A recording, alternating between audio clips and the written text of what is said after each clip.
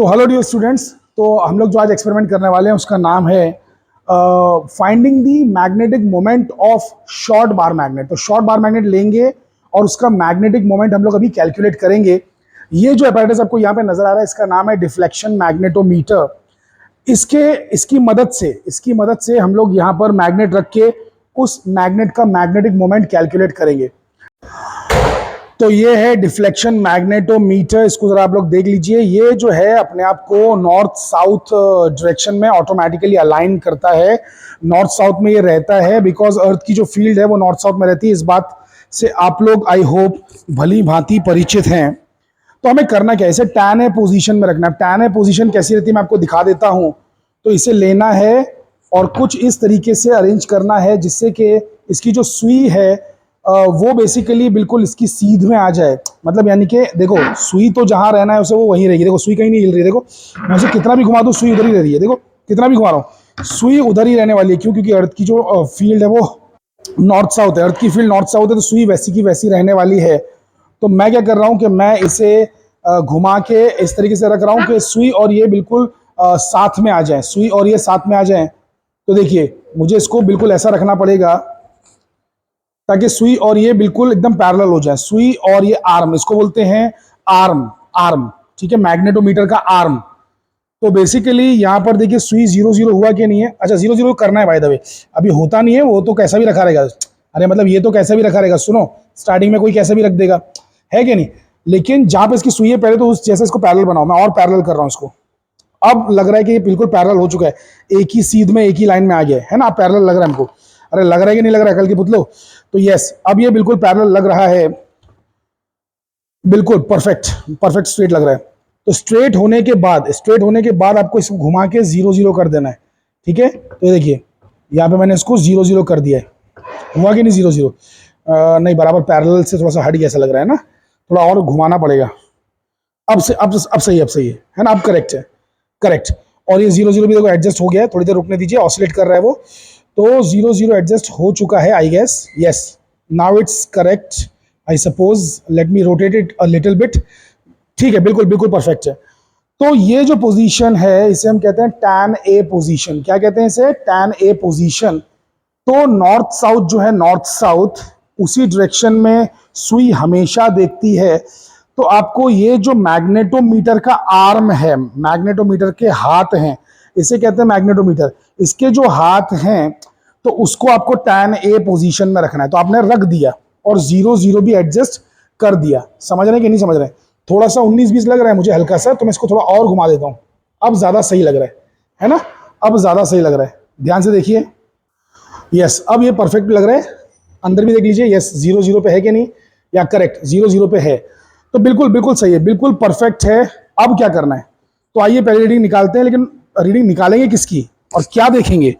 तो आइए यहाँ पर हमारे पास जो बार मैग्नेट है उसे देख लेते हैं। तो ये है हमारे पास कुछ शॉर्ट बार मैग्नेट। तो मैग्नेट नंबर 1 मैंने निकाला। मैग्नेट नंबर 2 को साइड में कर देता हूं। तो ये जो मैग्नेट नंबर 1 है इसे यहाँ पे रखना है। इसे यहाँ पे रखते ही वहां पर आप धीरे धीरे कुछ बदलाव देखेंगे।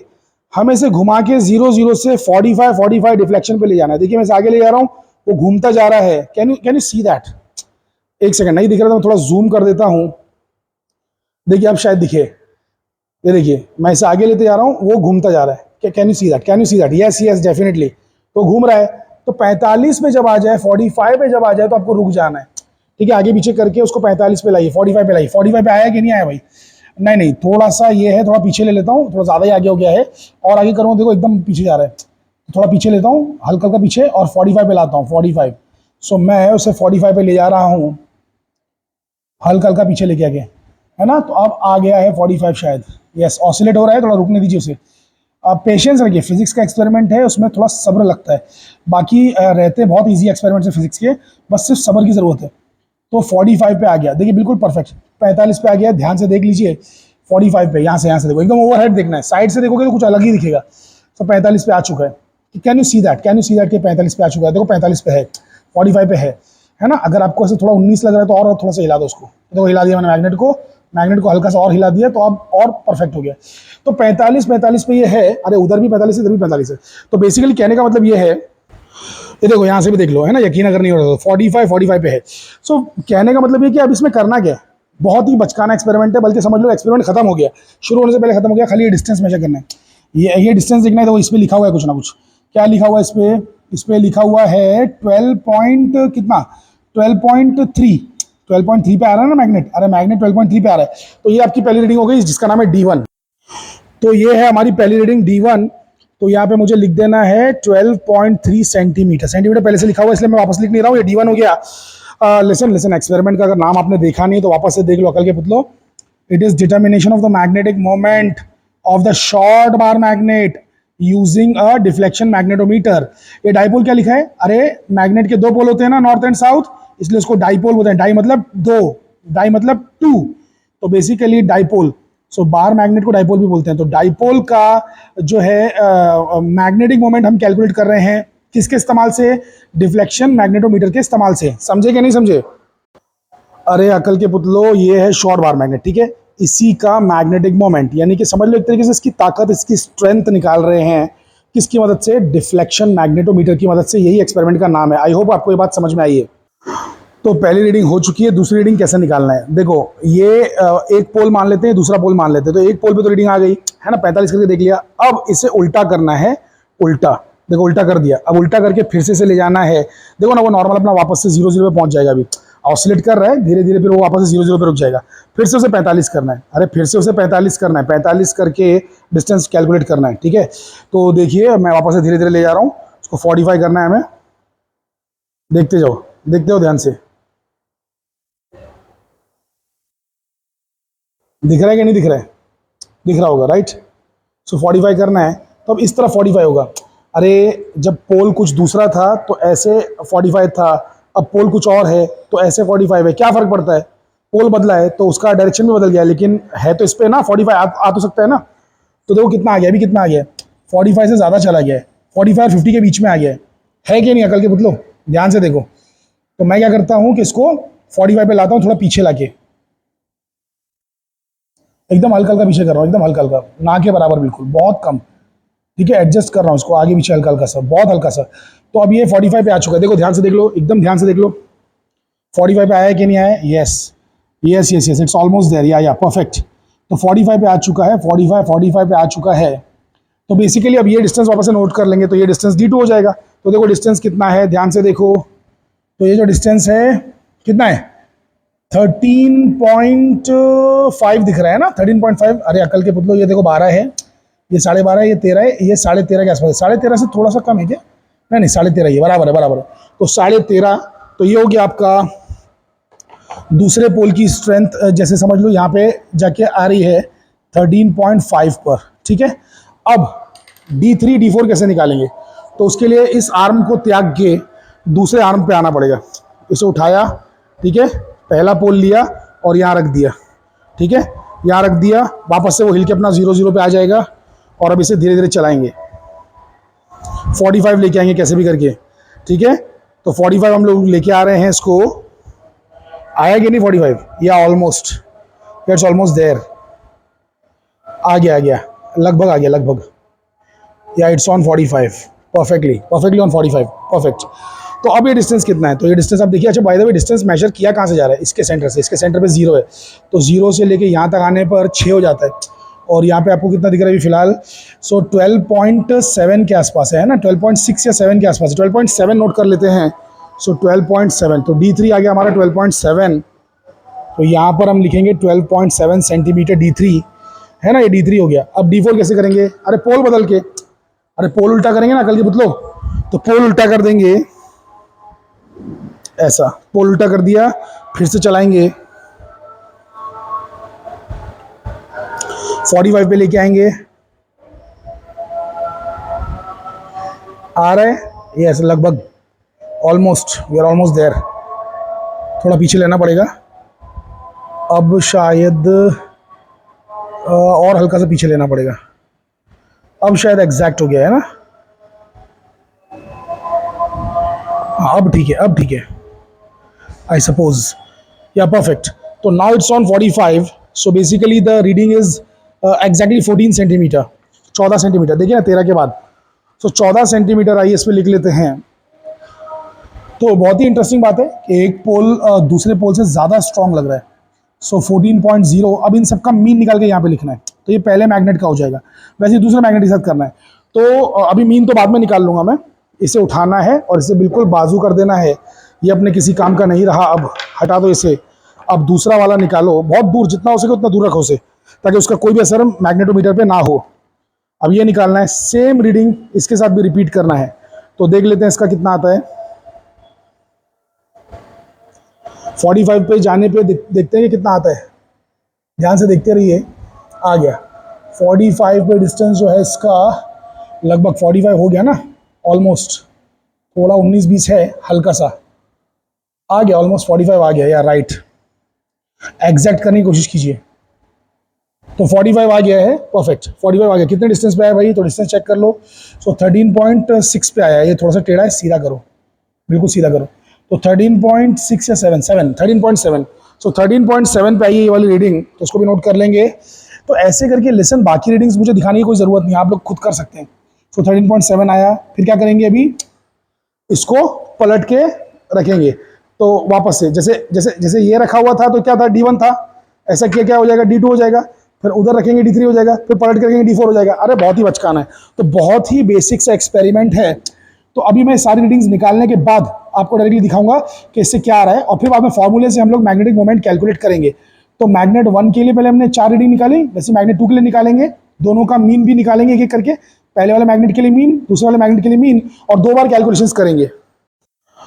तो ये देखिए मैंने मीन निकाल लिया है। 12.3, 13.5, ये सबको ऐड कर दिया है, सबको ऐड कर दिया। तो ऐड करके चारों को 52.5 आया। और मीन कैसे निकालते हैं? जितनी रीडिंग्स आपने ऐड की है ना, उतने से ही उतने नंबर से डिवाइड कर देते हैं। तो 4 रीडिंग्स को ऐड किया था ना, तो 4 से डिवाइड कर देने का, तो मीन निकल जाता है, एवरेज निकल जाता है, एवरेज। तो मीन ही एवरेज होता है। तो 13.125 आ रहा है, 13.125। लेकिन इतने सारे डिजिट्स अपने को चाहिए नहीं, अपने को खाली एक ही डेसिमल प्लेस चाहिए। डेसिमल पॉइंट के बाद एक ही नंबर चाहिए। तो उसको राउंड ऑफ करेंगे तो सिर्फ 13.1 बचेगा। एक ही नंबर क्यों चाहिए? क्योंकि अपन ने जितनी भी रीडिंग्स निकाली उसमें डेसिमल पॉइंट के बाद एक ही नंबर था ना। तो इधर डेसिमल पॉइंट के बाद ज्यादा नंबर्स कैसे हो सकता है? नहीं हो सकता है। कैलकुलेटर तो 10 नंबर भी देगा, कैलकुलेटर से 10 नंबर भी आएगा, लेकिन हमको वैसा चाहिए नहीं ना। तो एक ही नंबर बचाने का। याद रखो, सिग्निफिकेंट डिजिट्स नाम की चीज पढ़ी है ना आप लोगों ने 11th स्टैंडर्ड में, फर्स्ट चैप्टर में, यूनिट्स एंड मेजरमेंट्स में। तो एक ही डेसिमल प्लेस चाहिए। वैसे ही दूसरे मैग्नेट के लिए भी मैंने मीन निकाला। तो 13.7 ऐड किया, 12.1 ऐड किया, 12.5, 13.5। जब सब कुछ मैंने ऐड कर डाला तो बेसिकली ऐड करके 51.8 आया। उसको 4 से डिवाइड किया एवरेज निकालने के लिए, तो 12.95 आया। लेकिन 2 डिजिट्स में रख नहीं सकता और मेरे को 5 को राउंड ऑफ करना पड़ेगा। तो बेसिकली ये बन जाता है 13.0 सेंटीमीटर। तो ऐसे करके 2 रीडिंग्स आ चुकी हैं। नाउ लिसन, अब करना क्या है? अब फर्दर कैलकुलेशन करना है और M1 M2 की वैल्यू निकालनी है, मैग्नेटिक मोमेंट्स की वैल्यू निकालनी है। तो देखो मैग्नेटिक मोमेंट का फॉर्मूला दिया है BH tan थीटा। BH मतलब अर्थ की मैग्नेटिक फील्ड का हॉरिजॉन्टल कंपोनेंट, अर्थ की मैग्नेटिक फील्ड का horizontal component into tan theta. Theta किसका? कौन सा थीटा जो अपन ने लिया है? थीटा 45। तो tan 45, tan 45 कितना होता है? 1 होता है। तो बेसिकली फॉर्मूला बन चुका है, फॉर्मूला बन चुका है ये BH इंटू 1, tan 45 1 होता है ना भाई। तो divide by 2 into 10⁻7 into D3, sorry D cube, I am sorry D cube. ठीक है, अरे इधर देखो अकल के मतलब BH इंटू tan 45 कितना होता है? 1। So divide by 2 into 10⁻7 D cube, है ना। तो D मतलब वही जो अपने को आया हुआ है अभी मीन। पहले मैग्नेट का निकालेंगे फिर दूसरे मैग्नेट का निकालेंगे, ठीक है। M मतलब मैग्नेटिक मोमेंट होता है, तो मैग्नेटिक मोमेंट की वैल्यू कैलकुलेट करना है। अच्छा, BH अर्थ की मैग्नेटिक फील्ड कितनी है? हॉरिजॉन्टल कंपोनेंट कितना है अर्थ का? हॉरिजॉन्टल 3.6 इंटू 10⁻5 है, ठीक है। तो यहाँ पे वो सब्स्टिट्यूट करेंगे और मैग्नेटिक मोमेंट की वैल्यू निकालेंगे। तो ये देखिए आप लोग ध्यान से, मैंने यहाँ पे सब्स्टिट्यूट कर दिया BH की वैल्यू 3.6 इंटू 10⁻5, और फॉर्मूले में जो दिया था 2 इंटू 10⁻7 वो भी मैंने लिख दिया। और tan थीटा की वैल्यू, tan 45 की वैल्यू 45 पे ले गए थे ना एंगल, tan 45 1 होता है, तो वो 1 भी मैंने लिख दिया। तो सारी रीडिंग्स मैंने लिख दी हैं। अच्छा, D जो हमारा मीन आया था पहले मैग्नेट का, फर्स्ट मैग्नेट का कितना आया था मीन? अकल के मतलब ध्यान से देखो, पहले वाले का मीन रीडिंग कितनी आई थी? अरे मैंने उधर लिखा ही नहीं। मीन रीडिंग आई थी 13.1। कितनी आई थी? 13.1। एक सेकंड मान लिख देता हूँ। तो पहले की 13.1 थी, तो वो चीज़ यहाँ पे सब्स्टिट्यूट करना है, लेकिन वो सेंटीमीटर में थी, ये बात याद रखना, सेंटीमीटर में थी। लेकिन यहाँ पे सब कुछ SI सिस्टम में है, वेबर पर मीटर स्क्वायर, राइट। तो सब कुछ SI में है, तो आपको उसको भी SI में लेके जाना पड़ेगा। तो 1 सेंटीमीटर 10⁻² मीटर के बराबर होता है। तो मैं मीटर में जब लाना चाह रहा हूँ तो मेरे को 13.1 सेंटीमीटर को 10⁻² से मल्टीप्लाई करना पड़ेगा, तब जाके वो मीटर में कन्वर्ट होगा। तो बेसिकली 13.1 इंटू 10⁻² मैंने यहाँ पे ले लिया, मीटर में ले लिया। अब उसका क्यूब भी करना है ना, फॉर्मूले में लिखा है देखो ना D क्यूब। तो वो भी ले लिया। अब ये चीज़ को लॉग से सॉल्व करना है। आप लोग लॉग से करेंगे, लेकिन मैं टीचर हूँ, मुझे लिबर्टी है, मुझे फ्रीडम है, मैं कैलकुलेटर से करूँगा, ठीक है। आप लोग को लॉग से करना है। अरे 2 साल झेल लो लॉग यार, 12वीं के बाद फिर जब इंजीनियरिंग में चले जाओगे तो ज़िंदगी भर कैलकुलेटर यूज़ करना, ठीक है। चलो एनीवे सो मैं कैलकुलेट करके दिखाता हूँ। 3.6 ये scientific calculator by the way, 500 रुपये का कहीं भी मिल जाता है। सो 10 रेज टू -5, सो 3.6 इंटू 10⁻⁵ ये हो गया, मल्टीप्लाइड बाई ब्रैकेट लगा दिया मैंने। ब्रैकेट क्यों? क्योंकि ये बड़ा नंबर है, तो 13 पॉइंट किधर गया भाई, क्या लग गया ये गलती से, 13.1, देखो 13.1 बराबर है ना, 13.1 बराबर है, इंटू 10⁻⁻2 इंटू 10⁻⁻2 है कि नहीं। फिर ब्रैकेट क्लोज, ब्रैकेट के ऊपर क्या है, 3 लगा हुआ है ना, तो ऊपर के लिए अपन ऐसा ऐसा एरो दबाते हैं, तो रेज टू 3 मतलब क्यूब हो गया, ठीक है। अब ये जो भी वैल्यू है इक्वल टू कर दो और फिर डिवाइड करो, जो भी वैल्यू है उसको डिवाइड करो। डिवाइड किससे करना है, 2 इंटू 10⁻⁷ से, तो क्योंकि लंबी वैल्यू है तो इसलिए वापस से ब्रैकेट लेना पड़ेगा। सो 2 इंटू 10 रेज टू -7, ये देखिए ध्यान से, 2 इंटू 10⁻⁷ से डिवाइड कर रहा हूँ, तो आंसर मेरा आएगा इक्वल टू करके 0.4046 करके आ रहा है। तो मुझे शॉर्ट में सिर्फ 0.405 ले लेना है, 0.405 राउंड ऑफ करके 3 डिजिट तक ही मैं बचा लेता हूँ, ठीक है। तो 0.405 यूनिट का खास ध्यान रखिए, इसका यूनिट होता है ampere metre square magnetic moment का। तो 0.405 एम्पियर मीटर स्क्वायर, ये तो हो गया पहले मैग्नेट का। आइए दूसरे मैग्नेट का भी ऐसे ही कैलकुलेट कर लेते हैं, बट वो मैं आपको कैलकुलेटर में नहीं दिखाऊंगा, मैं डायरेक्टली करूंगा। सो 3.6 इंटू 10⁻⁻5 BH की वैल्यू लिख दिया, उसके बाद मल्टीप्लाई कर दिया 1045 से, 1045 कुछ और नहीं बल्कि 1 होता है, फिर मल्टीप्लाई कर दिया डी क्यूब से, डी कितना है अपना मीन डी सेकंड वाले का 13.0 था, 13.0, तो 13.0 तो सेंटीमीटर में था, तो 13.0 इंटू 10⁻⁻2 मीटर में आ गया, उसका क्यूब डिवाइडेड बाई 2 इंटू 10⁻⁻7। मैं लॉग से नहीं करूँगा भाई, आप लोग करते बैठिए आराम से। तो बेसिकली इक्वल टू ये कितना आने वाला है मैं देख लेता हूँ, तो ये आ गया मेरा 0.395, 0.395, तो 0.395 मैं नोट कर लेता हूँ, ठीक है।